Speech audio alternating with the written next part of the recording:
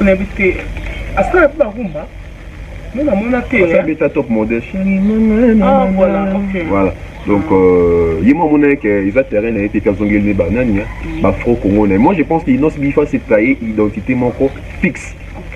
Ce qu'il y a artiste, il y a Afro Congo et que aussi artiste à la one. Les bien, fonctionner c'est l'homme artiste moussou. Bisous dans mon que mon artiste animateur. Maintenant, comme leader, comme il n'y a pas yemba. Si vous me dites tellement yembi pétrole aussi m'a pété, bah doit bosser avec l'identité qui est animateur. Mais je te dis, tu as posé des exemples, il y a c'est le scrum. C'est le scrum de lui qui est le scrum, bien sûr, bah c'est les mamans, c'est les bako, imbiko, etc. Mais aujourd'hui, on ne sait plus retrouver ces Léo dans l'animation. Pourquoi? Parce que c'est Léo, il avait envie aussi être comme Ferré, être comme Fali, il est passé une micro yemba. Ok. J'ai évité tantôt bien tout le monde avait passé quand il n'ose dit festival, tu évité le compte se fait comme si vous passiez festival en haut de il n'y a aucune émission au Fali à l'Eka Boya festival. Voilà, il y a un clash, il y a un fanatique peut-être. Mais on a à l'émission monté Fali à l'Eka à Stingi to Boy festival. Parce que toujours invité. Mais pour revenir aussi les lois à festival. Aujourd'hui, le festival au Inos Dia Kendaka. Est-ce que le festival au Fali Azokindi ou Fali Azokindi Karaté A? Pour le baquet, ils ont ampleur moko. Inos Dia Kendaka le festival peut abiner, mais au Fali Azokindi ou apparemment ils ont moins différents. Parce qu'on a vu que dans le moment il fallait les cas, Inos vite. Mais ça c'est bon, non? En plus. Caché au fallait on a le festival où ils ont caché ils n'ont pas si barré sur le festival ils n'ont pas si barré grand l'art n'a pas festival qui n'a pas mais ils n'ont pas fallu c'est pas le même niveau c'est pas la même chose donc caché on peut ça fallu ils ont caché monter on peut ça ils n'ont les autres monde ils sont mis balai début sont bien soir album à Gaze album à Inosbi il n'y a pas photo surtout dans terme venait à technicité vocale technicité à travail technicité il y a la mélodie. Vous savez qu'il y a la différence, parce que Gaze à travers Penana professionnel. Inos aussi à travers avec des professionnels. Mais Gaze, maman, bon, ma musique, la belle Wana, la belle Polysabio, Youssoufa, Hiro. Ce n'est pas la même chose au produire l'album et Inos dit. La vérité, on a mis ça dans tout le bar. Oui, voilà pour vous dire, est-ce que la génération est allée là, la musique congolaise est-ce que Gaze Mawo était actif pour la prochaine Fali? Ah oui, hein? Gaze Mawo peut être le prochain Fali, hein? Parce que Gaze Mawo est avant tout ébélé. Et je crois que tout le rôle que Gaze Mawo peut faire même mieux que Fali. Hein? D'accord, pourquoi? Là, fait ça non tout et là ici Gaze Mawo peut être le prochain Fali. Voilà. Déjà Gaze FPP.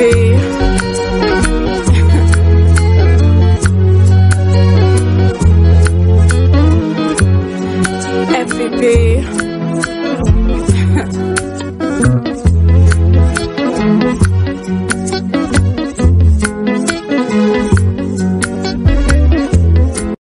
Salut à tous et bienvenue sur la chaîne BF officiel. Mais avant d'y aller, assurez-vous de liker la vidéo, de vous abonner et d'activer la cloche de notification pour ne manquer aucune de nos prochaines vidéos. Voilà, bienvenue à tous les abonnés de BF Officiel TV. Merci pour la confiance et fidélité. N'habitez que vous allez partout dans le monde. Il y a pour la émission avec votre âme servante. Nana Bola, la star Africa. Donc, vous s'abonner et ça, n'a plus vraiment plaisir. Il y a trop. Partout dans le monde. Vous s'abonner, vous liker, vous commenter. Ça va vraiment bien. Là, je dis merci à toi, Lisa Bola, elle conforte. À Serge Bola, l'impresario de Papa Chocolat. Rossi Lubac, Air Content International. Sans oublier Gabriel Léa Lucier pour ton apporte d'autres grands séments sur la radio. S'abonner et ça vraiment plutôt qu'il y a trop par rapport à l'actualité n'engage pas que l'internet n'a biso tout ça qu'a obligé à répondre il y a pour ça donc j'ai encore un peu pour Sabino l'information réelle bah news il y a solo avec mon invité vous voyez le bah déjà bien tonton BF bonjour bonjour Bola Nana 4K la star j'espère que ça va bien bonne santé. Ouais, santé ça va par rapport à la fois dernière donc les lots dans la santé venant que normalement on a plein dans la voilà donc Dieu fait grâce hein, j'espère que bateau tout bazolanda biso bonjour bonsoir ça dépend heure la Rolanda notre émission notre chaîne web officielle donc abonnez-vous massivement c'est très important faut tout ça rager mon bout bateau va s'abonner pour dédicacer bon on a dit comme ça comme on a bah oh ya bois Non, les caca. Ok, donc toutes les personnes qui vont s'abonner aujourd'hui, la prochaine émission, on va vous dédicacer. Voilà. Donc dès que vous abonnez, vous écrivez je me suis abonné avec votre nom. Autant on va vous dédicacer. L'émission prochaine. Voilà. Pendant que nous avons vraiment mérité, nous avons télé Zangonga, nous avons pas chaud. N'invité d'après eux. Bon, tout le monde trop, mais on a n'a pas parce qu'on a eu tout le monde à la carte toujours. Moi si Moutou, elle n'a pas trop na bonjour. Donc, moi ça les camomènes na bonjour quoi. Je peux ces exemples que nous allons pas montrer mobile. Mais nous avons la mis. Ce qu'on a habitué d'après, est-ce que c'est surtout c'est le coup tard. Na bolingo, moi c'est la ah, mi. Donc, on va monter de ma question. Yo bien. Dans la relation amoureuse entre l'homme et la femme, na lingami. Ah, non. Tout le monde a ma question moi je pense bon. Dans lingami, il y a mobile. Mobile, l'ingami. Ils sont belles de lingami dans la relation amoureuse. Et non, tu peux contre non, en fait, dans une relation amoureuse, mais moi je pense pas vraiment. Moi je pense que les Arabes sont des libales. Non, non, contribue. Les Andéens. Moi, c'est la lingami. Dans le sens où, quand on écoute dans ma bé, la mono dans ma bé vraiment aidé, la supporter. Et après, un moment, que dans le qui n'ont trop. Donc, vos amitiés m'ont supporté. Quand moi, ça me fait mon nez, qu'est-ce qui vous dit? Moi, ça supporte mon bal. Yo, moi, ça continue à comment on a bien dit que ça va bon? Non, mais c'est sérieux. En tout cas, c'est un bon sujet. Je pense même que Hollande a pour intervenir. C'est un bon sujet. Mais il y a quelqu'un dans la raison. Tu es dans la raison. Il y a une relation amoureuse. Qu'est-ce qui prouve? Bon, l'autre c'est exemple 1, non? Yoso moni na mabe. Donc, c'est biso de supporter. Bon supporter pas biso té. Ah, tu comment comme bon. Oh, il faut le bien bon. Voilà. Quand on le baquet, Libali, bon, on a le baquet, c'est la vérité. Il y a un athée. Le baquet, Libali, va te l'attaquer. C'est ça, bon. Question est dans le sens, c'est moi comme moi là. Le sens, bon, après, au lingo, mais, souka, on a moi, sinon. Tant on va Libali, il va tourner la raté. Basi va tourner la si. Mais il y a des gens qui ont fait mobile. On a fait la mobile, mais c'est le bâton et ça y est, moi, ça pas l'aise. Exemple, mon cousine à la poto. Mobile, ça à la qui. Mais mobile, la tricheur, mais tandis que moi, ça pour la balle, mais. Moi, ça pour la poto, mais ça a mieux. Mais mon bal a la kin a ça va bien. Dans la vie, mais moi c'est un moi ça n'a pas casque comme bal. Au beau son bal que na vie au tricher ça bien. Son bal que tricher toi qui Liban n'engue ça gagne moi si. À quoi n'engue moi si. Est-ce que moi ça comme moi na makambo. Est-ce que moi c'est en supporter. Est-ce que bah mais il va supporter. Et tu supporteras. Deti. J'ai un bélo mo mais ya obi mama bé. Mais tout va dans un contexte que relation à distance. Entre moi et mon balina quand on monte. Bisous. Bisous quand on monte matin. Oh. Bisous quand on monte.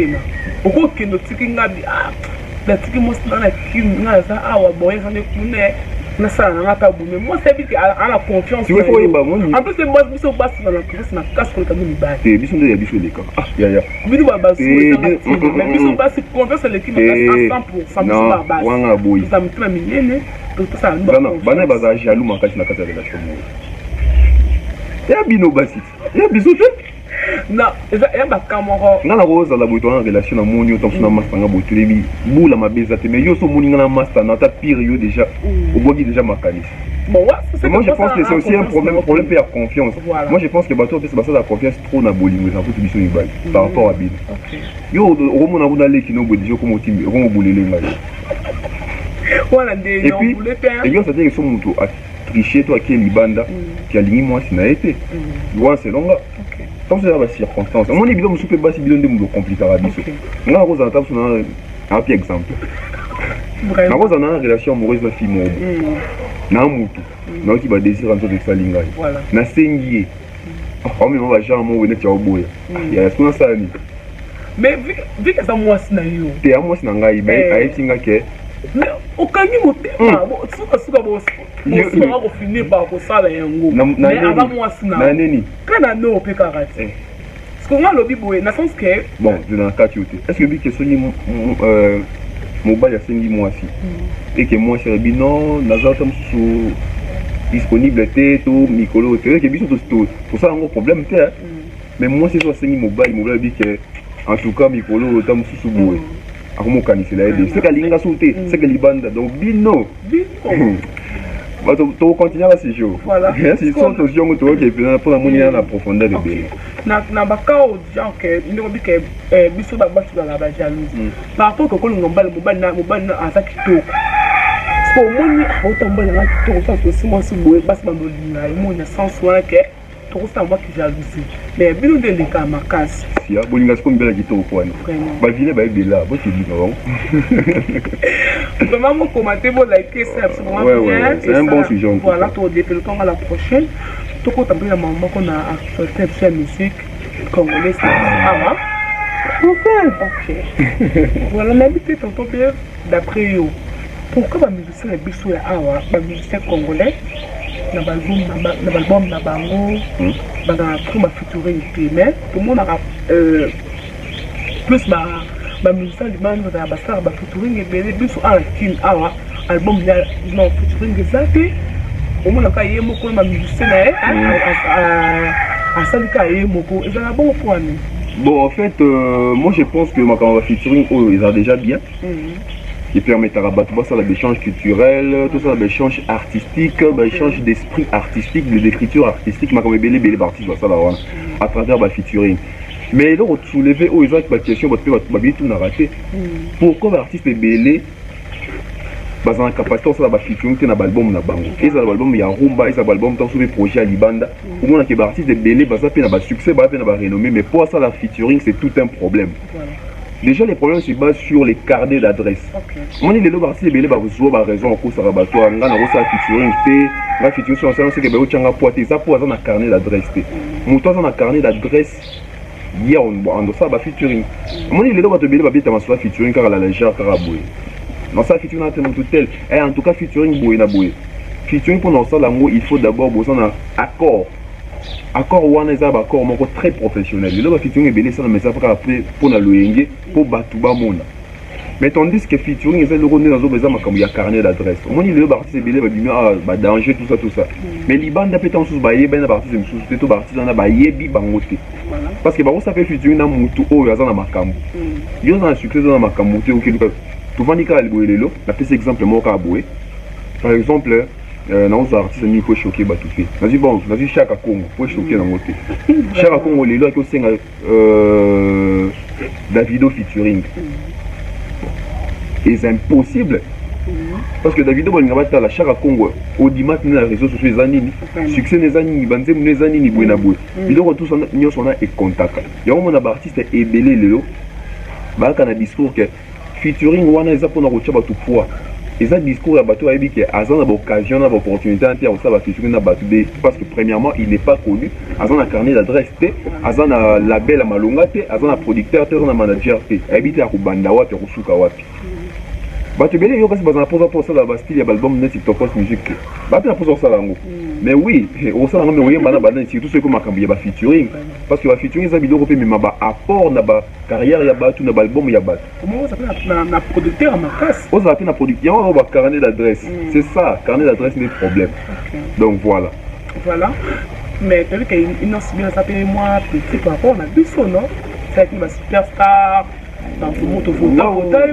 Ouais, na âge bon yo na bi âge no fait mais na âge inos bien leki nanga parce que inos bien za âge mona leki ko landi leki nanga mususu na sima donc na âge za leki nangai na génération donc biso biso nyonso bana ba série 9 donc tu vois presque kara ba 40 ans sur ba 4 ans tout ça mais biso tu vois ba nani tu vois ba ndé donc et puis moi je pense que artiste nde aza wana azalaka mpenza na âge te amoi soki ozongi na makambo ya vie normale na vie normale petit na ngai leki na ngai mais lokola aza artiste il faut topesa ye respect parce que aza artiste il est en train de brandir les drapeaux du pays plus que nous autres pour l'instant. Donc, il y a des artistes, des journalistes. Et je pense aussi que respect faisant la réciproque.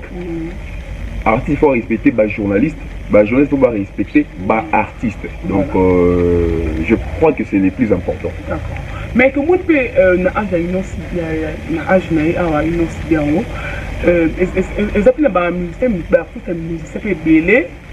âge basala pe succès lokwa yete mais il y a une chance wana ya ko ya ozala moins succès n'habité donc na ce qui na âge na par rapport à 25 ans tout ça bon je crois ils avaient discours mon ayoka même pas na ye moko inos même et pas batu que non inos bi na âge na makambo ça là ba artiste bena ba âge wana ba sala rangote inos bi ba avantage za nango na âge oyo na ba artiste misusu wana na ba âge wana ba za nangote tozonga na mwa mukesima parce que les congolais ngaka kolobaka po bato mona ke ya zolo bato ya bi koloba inos bi aujourd'hui il a 25 ans le monde a 25 ans dans un Nicolas dans un ok donc inos bi a 25 ans c'est qu'on a 25 ans c'est quand on va ba artiste il faut autant ba comme artiste ba chila inos bi ba chaka ba fali nous dans liboso ba chaka na fali na âge na makam fali inos ça là fali na âge wana ça la rangote déjà fali à 25 ans je pense qu'il fallait à 25 ans, elle avait déjà une belle vie, elle avait déjà vu une vie. Et ça, c'est parce que autre temps aussi, autre mœurs. Mais en termes que, à 25 ans, on est déjà autonome, je crois que bah fallait déjà, bah, de 22 ans déjà, bah, ça déjà coutumé. Donc, pas seulement fallait, bah, Kofi Olomide, dans 25 ans, bah, ça rend des nuits, bah, faire, dans 25 ans, bah, ça rend des, bah, ça m'a ébélé, nous sommes dans la wenge.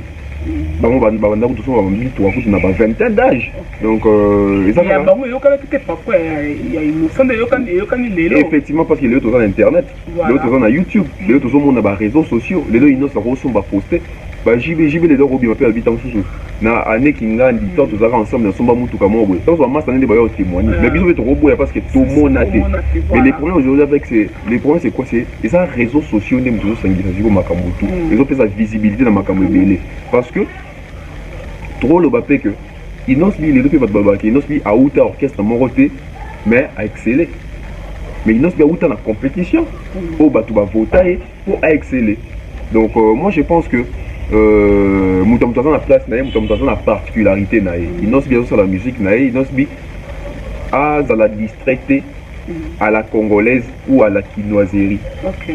C'est ça où on a rôle na inos bi. Donc et puis bato batuna discours on a que oh inos bi na âge oh ya za nango batona ko basala nini te. Moi c'est on se dara batuna ndi ba loba bon bon je crois mingi mingi dans la fanatique na et puis tant que ngaba c'est justifié à quelque chose. Mais moi je pense qu'aujourd'hui bato faut pas du tout dans des questions. Est-ce que musique au inos nazo beta lelo? Est-ce qu'il y a ba âge ya ba fali tant inos on a ba âge wana ba 45 ba 50 etc. Alors beta biso musique nini? À maintenir succès na ndenge ba fali bazo ça ba succès na ba âge à ba 45 ans. On a vu que à ce là ba rumba nous na mona te ça beta top modèle ah voilà OK voilà donc yema mona que ils a terrain a été fait zongel ne ba nani ba afro congolais moi je pense qu'il nos bifa c'est tailler identité moko fixe so gal nga tika la artiste ya afro congo et kezo simba atika la wana moni na vie peut pas oluka ko prouver ba tout ko emboîter vision mususu parce que aujourd'hui ba artiste belé va fonctionner c'est là ba artiste mususu biso to mona que mon artiste va animateur maintenant comme leader comme ngaye pa yemba si comme moni que tellement yembi peut trop aussi mbapete ba doit bosser d'identité qui est animateur mais je te dis pour la personne des exemples il y a le scrum c'est le scrum de lui qui sont le scrum bien ça biso ba sele ba mama sele ba ko imbiko etc. Mais aujourd'hui on ne sait plus retrouver Céléo dans l'animation. Pourquoi? Parce que Céléo il avait envie aussi être comme Ferré, être comme Fali, il est passé Mbarami Croyemba. Bill Clinton peut se mourailler là, l'amour est si bon. Donc il y a moi mon que Simba qui t'a zonga peine d'animation, mais le roi déjà bon qui identité aujourd'hui Bill Clinton c'est très difficile à ça la génique moro et kangi sous bat et puis si pendant ma kamunda no pe sakala. Donc il nous aussi il y a pas mon que ah bazo ta kinga trop que nga ka muto sauter na me ka pe rumba nga pe comment ti bango. Parce que tout c'est parti de l'influence sur Fali Fali oyo ba yebi ki az artiste rumba.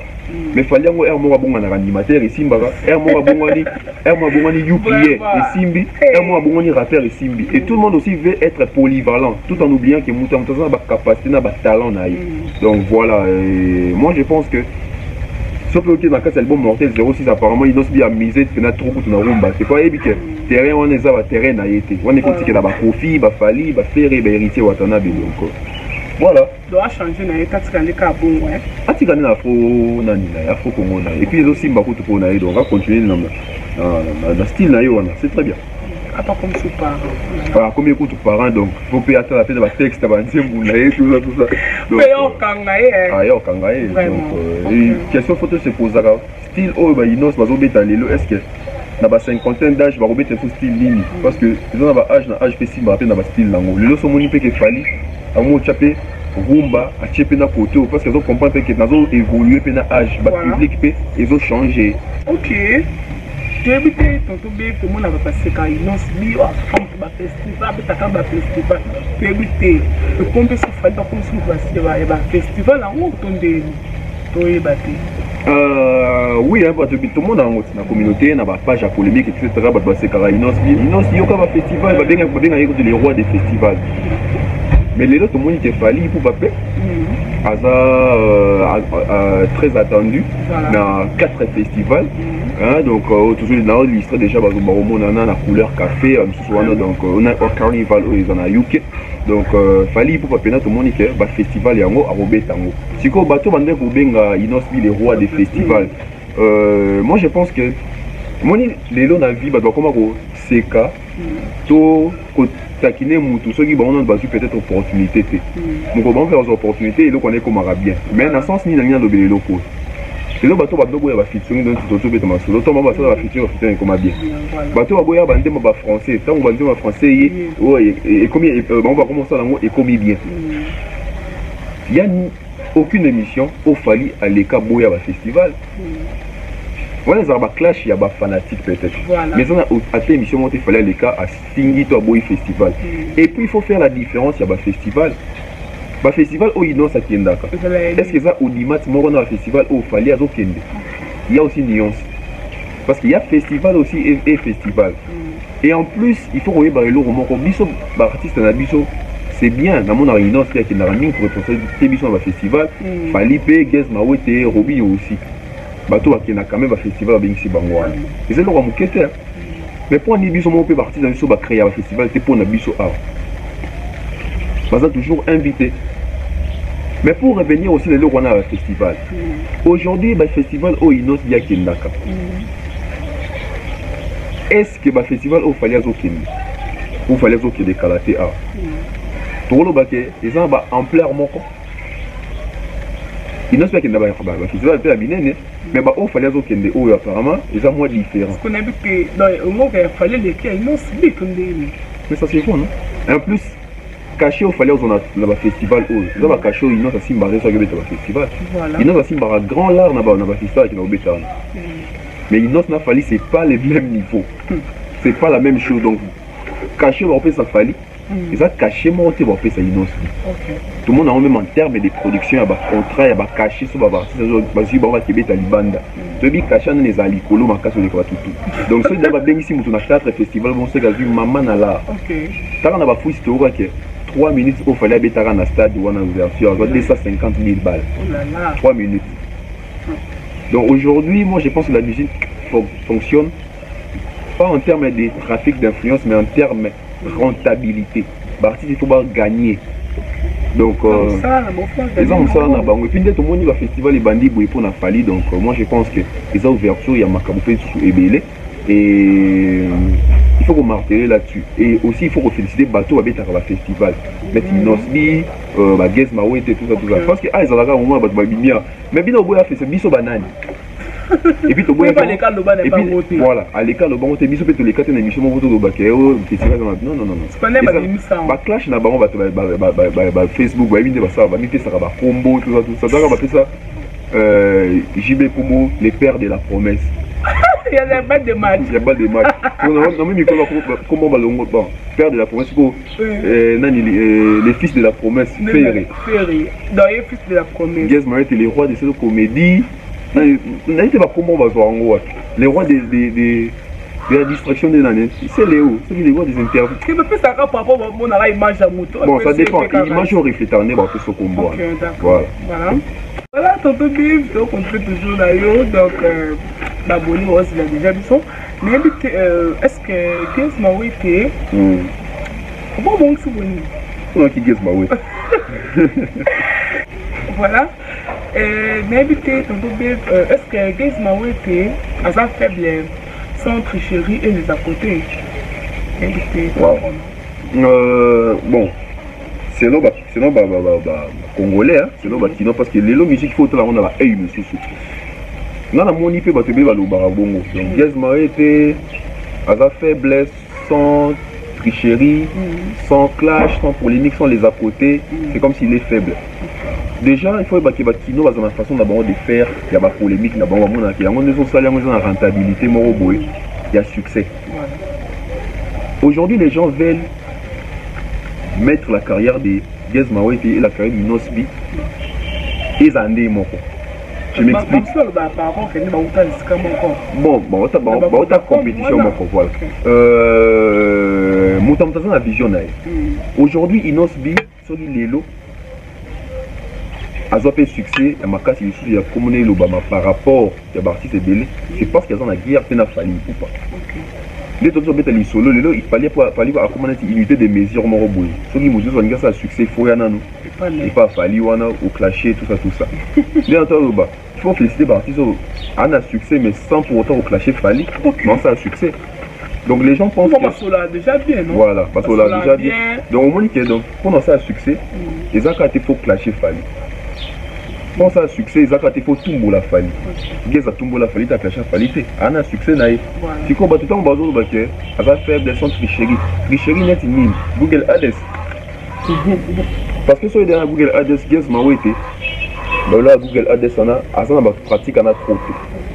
Donc, on dit que les ils ont talama normalement. Succès à Solondé à moi. Succès à Kimoyi, ils ont faux succès. Succès à tricherie, ça faux succès. Succès à pour cibler bateau pour ça, succès, ça faux succès. Pourquoi? Parce que même bateau ciblé, si on va vendre, soit ça succès, on a pour nanga, soit tanga, soit ça succès. Et là, on a émis, il nous dit un défi et belé. Oh, les ici étaient bouillis, ici étaient là. Peut-être qu'on faut conseiller tout le monde. Bon, moi je pense que l'entourage aussi compte. L'entourage compte à trop. Les lots, tout le monde, ils sont mis balais, ils sont mis soir. Album à Gaz, album à Inosbi, il n'y a pas photo. Surtout dans le terme de la technicité vocale, technicité à travail, technicité, il y a la mélodie. Vous savez qu'il y a une différence, parce que Gaz à travers Penana professionnel. Inos aussi à travers avec des professionnels. Mais Gaz à maman, bon, ma musique, la belle Wana. La belle produit Youssoufa, Hiro, ce n'est pas la même chose au produire l'album il y a une autre vie. La vérité, on a mis ça dans tout le bar. Oui, parce que comment on a dit, oh non, on a combien Abi n'a jaloux à Inos. Si vous pouvez battre dans notre jaloux à Inos, pour Nani, dans un musicien, Inos dans un musicien. C'est juste vérité. Si on va te la vérité, si on va te montrer ce qu'on a reçu là-bas, on se dit que n'a jaloux. Il y a Inos, j'ai eu Inos pour Annie. Non, il y a un Moutuka. Ok, il y a un piéton. Si on a dit piéton, on a un fier. Dans un viette. Voilà. Parce que non, ouais, jaloux pour Aleki, Aleki là, Nani. Peut-être on a un bon. Oui, Inos Aleki on a un bon. Mais on a fait Aleki, na niveau d'études, là, ça licencié. Inos qui a sous D6. Le moment que Moutamouto a fait la place n'a pas été les Voilà. Donc, il faut débat, on a tout. Ça soit sali bon, on va décourager sur le baraté. Non, au contraire, pour le bandé, parce qu'apparemment, tu aurais remarqué que la vérité, on te met la vérité à solo. Tu vois, aussi important, on va voir le faut fouiller mon robot. Donc, si on n'a pas Gaz Marie, donc on comprend que Gaz Marie était sur la bonne voie. Il y a succès moro respectable, on va respecter, parce que le succès n'a pas forgé en Yemoko. Moi, je suis fier de profiter d'un succès parce que à forger en Yemoko. Donc c'est un peu ça. Donc moi je pense que Gaz Mayotte a pour ça va clash, va polémique. Gaz Mayotte a sur la bien fallu, mais à manquer à faire respecter. À sur la bien fallu, à manquer à copier respecter. À manquer à battre respecter. Donc au moins que tout le monde. On a donné qui est normal. Et qui est normal. Donc c'est comme si à ça qu'on a bateau qu'on a baillé ça que si au carrière nous faut bouillir, il faut bouillir. Donc c'est comme ça on a interdit moi vous mais ça m'a musicien nous souffle mon accord pour bon d'après bah on musique on peut que bien pour moi qu'on filme bah rancune moi pour moi que ça rancune musique ne peut que non libre sauter les artistes baza na vision te to bazala na vision te moi ni bato basa la musique pour mon affaire imba na tv bato basa la musique pour mon que fali moi imba na quartier la tête bato basa la musique pour via wenge puis basala ki il faut bien faire comme musical tu vois tant mutu wale là na idée na kinga il faut comme musical mais mutu bon évoluer parce que on pas la terme la bamba musical c'est mutu bon a na vision à tamro te vision aucune c'est mutu bon parce que moi je suis dans la vision te rose ou vision qui me colle vision à bandango quelque part et puis vous avez progressé dans la carte cerveau vision là comme il a 40 ans de vision ici ah ndeko vision à 40 ans non donc moi je pense que bateau va dans la vision va dans l'orientation bah bien makamuni bah ça parce que mon objectif n'est on doit trouver objectif des causes arabes là non clasher fallait et objectif n'est bon péquisé à ça peut pas ici à ça il peut simbi mais pas c'est belette oh ici mbappé au peso sim voilà mutam taza nzela na ye lelo robi no ça succès à clasher il fallait à clasher profiter à clasher oui rata à clasher JBT mais voilà mais même grande habita grande salle voilà hôtel Accor Arena tout le monde en dingue bien hôtel Accor Arena tara non Kofi après ça kunate Kofi après ça na Bercy mais depuis comment hôtel Accor Arena Kofi après ça kunate oui après ça kunate Jiba après ça kunate Fabrice après ça Inos après ça Flair après ça Robin après ça kunate Gaz met après ça kunate pourquoi parce que bazar qui vrai et na qui faut na bango et fouti bango fali ça bon moi il me ces artistes aux poli aux bien na ba vieux aux on dit ma pena vieux on dit ma pas il le l'autre fallait pas monique fallait qu'il en a fait un monter ba moi on habite hôtel la Accor Arena côté na CV au Kabaraté mais pas Evransal bato par exemple il fallait à Kabaraté en 2003 fallait à Kabila bango ni pas ba Kabara souté hein fallait sa fondation au Kaba hein action sociale nasi bato babayo akabara na bango si bakabela bato nini oma mutu moko aoba tu na jaloux mais mon maman na jaloux bato moi mutu moko wana bampiakere ye mo na poche maman na mpiakere donc les gens sont comme ça oyo akoma orgueilleux donc yo ne bondo beta nzango kala Claude Dicam ok d'invité conseil de couple ça la bon la musicien on va comporter ça va ninga mais ninga bien pour finir moi conseil pour la banque batika doit continuer conseil en plus ça va continuer il faut pas continuer bon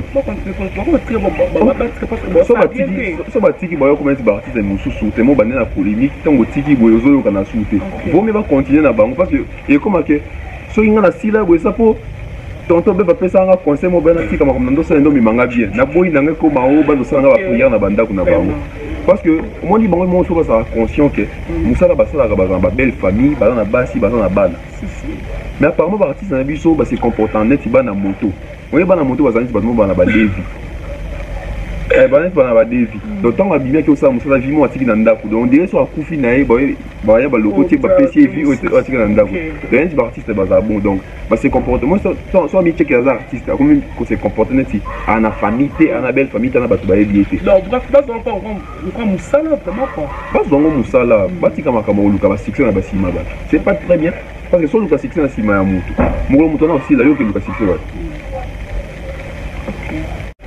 voilà pour vous vivre est-ce que la génération de Bissou est là la musique congolaise de Bissou est-ce que Gaz Mayotte a prévu que la prochaine Fali ah oui hein Gaz Mayotte peut être le prochain Fali hein parce que Gaz Mayotte avant d'avoir tout ébellé et je crois que tout rôle que Gaz Mayotte peut faire même mieux que Fali hein d'accord pourquoi na fait ça non tout et là si Gaz Mayotte peut être le prochain Fali voilà.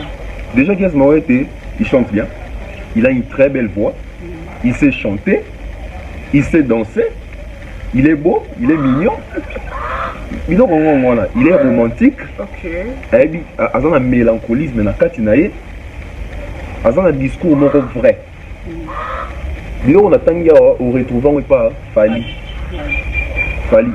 maman na danseur Fally maman na chanteur Fally maman na mélancolisme Fally maman na romantique Fally mukolo bongo ba mignon ya beau mignon za kuna ba jeune non jamais la galerie aza mignon aza beau mais moi je préfère la beau mignon non moi c'est moi jeune moi mais en tout cas donc bidon na tangi ba qualité oyo Fally aza nango to retrouver on peut pas Gez Mawete et aza na détermination aza na ambition parce que ceux qui doivent dire même chose dans la 4 album au quand on betango depuis ce qui va 2012 2013 donc il avait déjà ses chansons aza na conception aza na fil d'idée et aujourd'hui comment on va concrétisation dans dire que dès dans le bas ok Gez peut faire mieux que Fally oui pourquoi parce que Gez Mawete a un avantage pour Fally bazwa kate nga lelo naza na moi regret au monde ba succès Fally au sala on a agité à Kimokolo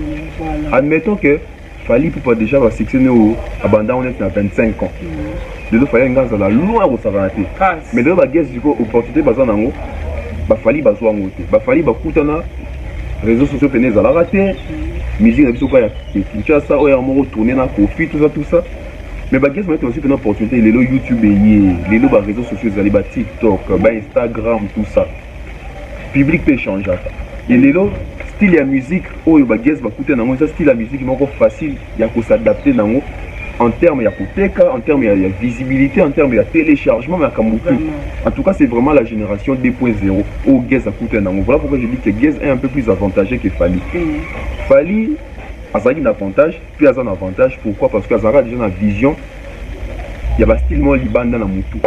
Il est côté trop balo quoi, Kanza, tout ça, et orienté pêche même musical, n'a oreille musical n'a.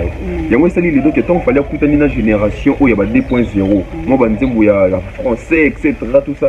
Le quoi déjà ça qui na kati il y a ben wana et puis ça na ba tout notre temps qui est mignon romantique mais comment surtout et balani il y a moi ça net bato bébé ba na Fally jeune Fally ba mukolo Fally na 45 ans vous voyez pas raté 45 ans c'est beaucoup mais tellement que ils ont vision ça et puis écoutani la circonstance donc destin écoutani il paraît jeune parce que il est dans ça et il se retrouve dans ça c'est quoi opportunité Gez Mawete azan nango ya koleka Fally ça qui non jeune public yango yango wana millions de vues yango wana zo nango déjà na âge na azan nango wana et puis Gez Mawete baza bato Fally bazo kende 50 55 ans 65 banini to Fally baza 65 Gez bazo 45 ou Fally ba nango donc so ça dit que Gez Mawete a une carrière au sérieux il a besoin apprendre auprès à Fally il peut mieux faire plus que Fally donc plus ayoka mikolo quoi koyoka mikolo pas seulement Fally koyoka mikolo koyoka pe ba chanteur msundeni bazo yemba mingi kotala ba chanteur ya libanda les deux sont Fally za o azali wana c'est parce que Fally za na regardant libanda trop c'est ça il y a un peu écoute haine jalousie entre bango na bango musicien quand c'est pour bango baninga batalibanda banda na bango moko na kati awa na kati c'est un créer ba problème entre bango na kati donne d'exemple exemple ça mais mais quand il comme la musique c'est pour ça musicien un peu tellement bon dans une tellement blanc yo moni te wana zango mabete wana zango mabete ko beta banzi mo biso la biso na boke libanda boke musika te boke musika te ba fo libanda boko ça la bino na bino boke musika parce que même ba Davido que pour na WhatsApp bon na bope que na musika mais biso ce qu'on veut là ba paramètres et c'est belé pour nous faire des musika wana c'est pas facile les autres ba featuring mo salamara awa Fabregas na Inosbi to beta no l'histoire featuring wala lelo ikenda à l'extérieur et salamine libanda ya Congo kasi on a le baké biso na biso to ça makambu mais ok ndenge mususu parce que tant baki faut ta paramètre nyonso na ba promotion public dit mon public na biso ba congolais communauté to lingana ka to lingi pe musique na biso mais to somba kate ça et donc ce que et tiara ba ministère belé tetu ya ngwana soki ayoki ba mikolo pena yende mto beta na bar oui yesu comme on bien alors qu'il faut mis tout na banque de wabeta ngana ba sombinga wapi et kotiselinga combien voilà pourquoi ils aussi battant de biso na biso yango mona fait mingi fait fallait beta na fiction ba Taliban et puis mingi il faut que le barango Fally ba fiction o beta na carrière o ya benga bato tant que zaka 20 ya femme mais o bato ba benga ko za la plus de 100 featuring Bah, tu vas comprendre les locaux wana. Quel est cet artiste congolais, les locaux Bimalobi? Après, il fallait la bateau à Benga trop, à Benga 30 pour la 30 featuring. Qui va inviter et yo canapé. Ils ont demandé à Dorenze Mora. Après, c'est ma bon voyage. Eh, yo voyez bien. La salle est fitouée et bannie. C'est ça. C'est trop bon d'accord, on a quand même featuring en scope. Bon, la fille n'a pas fallu, non? Oh. Bon, il fallait bien un album.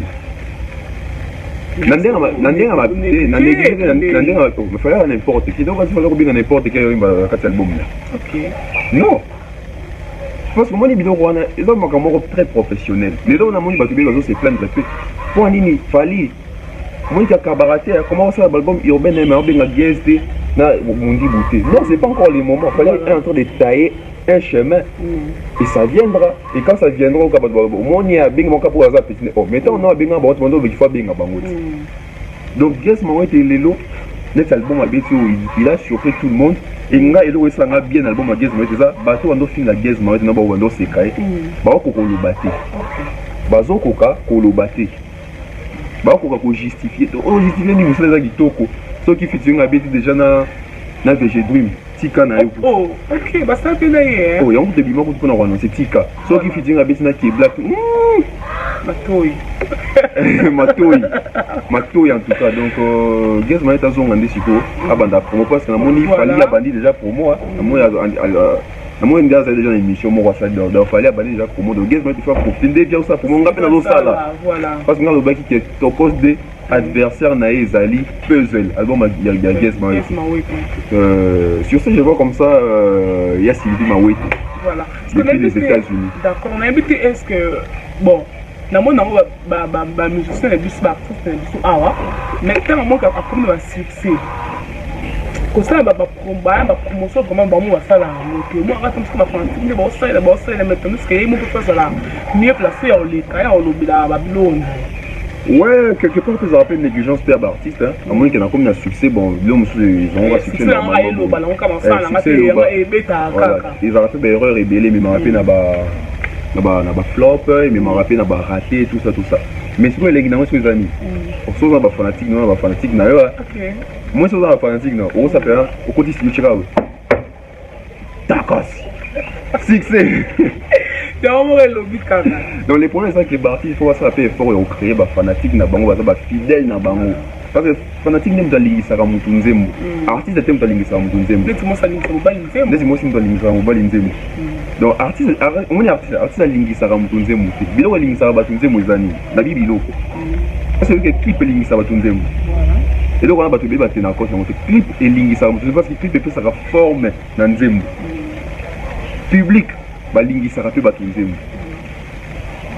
Pour preuve, l'artiste est bien content par contre à battre le zémo et zémo n'aime que ça succès.